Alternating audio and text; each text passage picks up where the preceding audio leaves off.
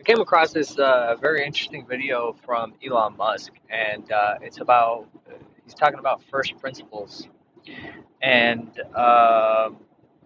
he he explains first principles a way of thinking versus using analogies, and what he says is when you use first principle thinking, you break it down to what are the first principles of the topic at hand and then working yourself back up to where what you're trying to accomplish, where you're trying to go, which requires far more brain power and energy and focus it's just more difficult than to just say, you know, make an analogy, right? And the example that he uses is, somebody might say, and he said that they do say, um, batteries are just too expensive. Like you'll never be able to make a battery cheap enough or whatever. And, you know, if you use that logic, which is silly, then it literally is silly. You'll never get to the end product. So instead, what he says is like, what if instead, if you break it down to what are the components or the breakdown parts of a battery, right? What are those costs, and then working your way back up. And so when it comes to food, and this is how I like to think about everything. I just didn't have the terminology. I didn't have the words for it. But when it comes to nutrition and training, this is how I have been operating for a long time. And it's also my filter in looking for people to learn from and getting, because I always want to improve and get better myself. And also, you know, I have blind spots. I have emotional components to decision making, right? And I over time have reduced that emotional component, not reduced necessarily, but as Nick Peterson would say, like my highs or my lows, my floor is higher than most people's ceiling. Most people are trying to push their ceiling up higher instead of like raising their floor. So raise your floor rather than raise your ceiling. So even your worst day is better than most people's best day. And which is a lot easier to do than trying to have in a financial sense, like, oh, I'm gonna have a better month than my best month ever. That's difficult to sustain versus let me eliminate all of the shitty months. All of a sudden, like that becomes much easier.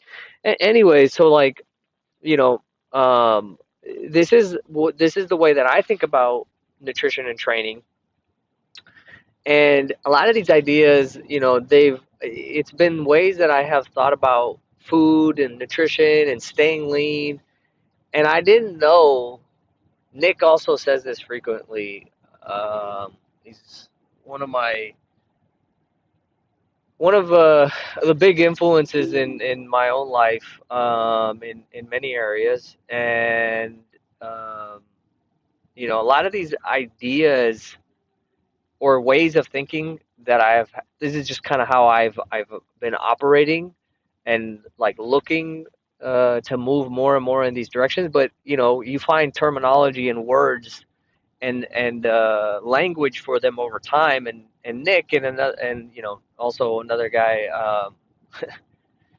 huge influence in my life, Jeff Moore. And I've only known Jeff for a short period of time.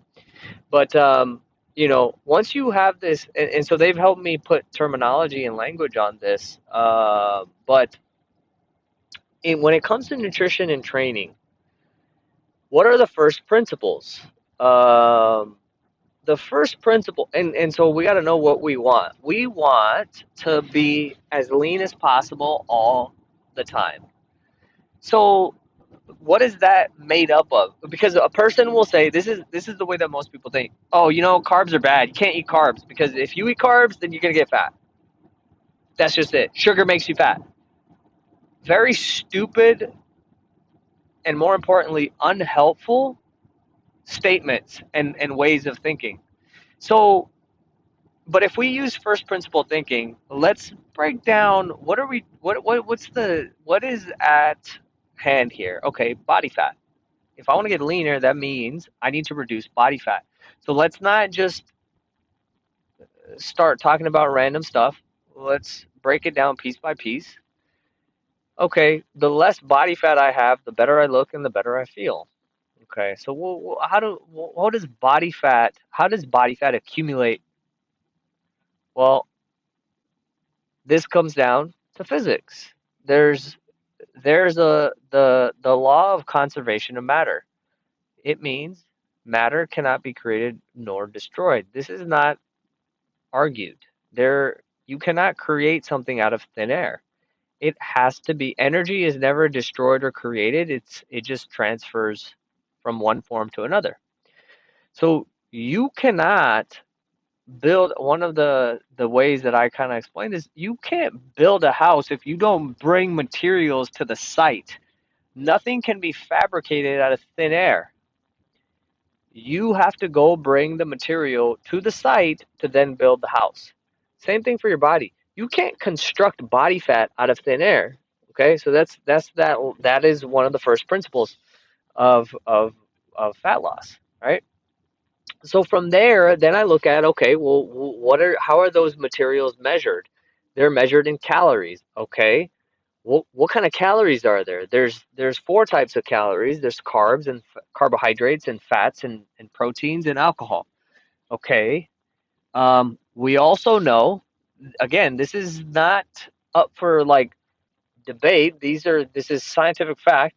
1 pound of body fat consists of 3,500 calories.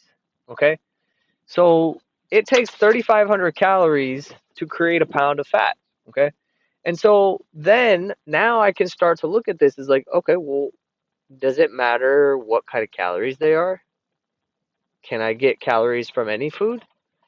If I ate 3,500 calories extra of fat, will I get fat? Yes. Of carbs? Yes. Of protein? Yes. Okay. Alcohol? Yes.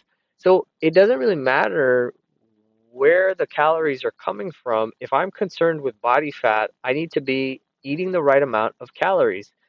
Now, the next order here of thinking then goes to, okay, well, I can't violate the calories. Then I can choose what is most preferential to me as far as foods go. I just had this conversation with somebody who's like, and this is what I do with the strong body blueprint with each client is like I find out what their preferences are, what their routine, everything about them that I can, right? I have a conversation with them, find out everything I can. Basically, they just word vomit, and I listen and I write down, take a bunch of notes, find out where they are, find out where they want to go, and then I go and analyze and put together a game plan based on that. So then I was talking to this client, and I was like, he's struggling to hit protein. By the way, part of looking really good is having adequate muscle mass because that's what's going to give you shape, right? And that's what gives you a hard, dense look, not fat, muscle. So I got to make sure there's adequate muscle or protein to address all of the needs of the body, as well as building enough muscle to what I want. Because protein is used in everything. Like people just think of, oh, protein, oh, you're a meathead. No, no, no. Protein is a building block of life. Like it's required for everything. Uh, and so once I figure that out, right? Then so he was struggling to hit protein, and I was like, what? Okay, tell me what kind of foods would you like really love to eat every day, and let's see if we can modify that and make it fit into our calories and hit our protein. He said Mexican food. Okay, beautiful. Guess what? We can make Mexican food give us enough protein and hit our calories, and we can eat it every day, and it tastes amazing. So, anyways, this is just a quick little thing, introduction to like first principle thinking, finding out what matters and what the real like underlying physics is for the subject, and then working your way from there, rather than just saying something dumb like, "Oh, carbs make you fat, sugar makes you fat." And you don't have any place to go from that. And, that's just a dumb statement to begin with. somebody who really is trying to find the answer or knows the answer or whatever, they're not going to say something like that. They're going to say, they're going to ask questions. They're going to try to find out what we're trying to do here, right? So first principle thinking, very valuable. If there's a takeaway that you got from this episode, tag me on Instagram, and let me know what your big takeaway was. And tag me at Ranbir.Sanghera. I'll see you later.